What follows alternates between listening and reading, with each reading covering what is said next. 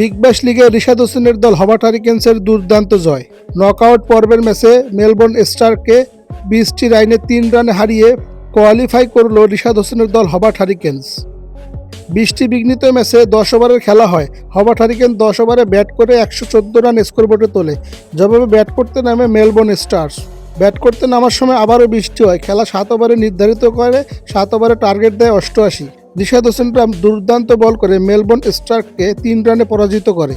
সেই সাথে রিশাদ হোসেনের দল হবার্ট হারিকেন্স চলে যায় কোয়ালিফাই জিততে পারলে রিশাদ হোসেনরা বিবিএলে ফাইনালে চলে যাবে। শেষ 2 ওভারে দরকার ছিল 42। রিশাদ হোসেনকে বোলিং তুলে দেয় ক্যাপ্টেন এবং রিশাদ হোসেন বোলিং করে মাত্র 12টি রান দেয়।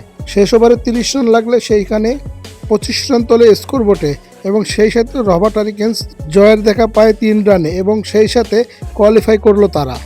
রিশাদ হোসেনের ব্যক্তিগত পারফরমেন্স 2 ওভারে 22 রান দিয়েছে। দুর্দান্ত বোলিং করেছে রিশাদ হোসেন। এই 22টি রান তেমন আহামরি না।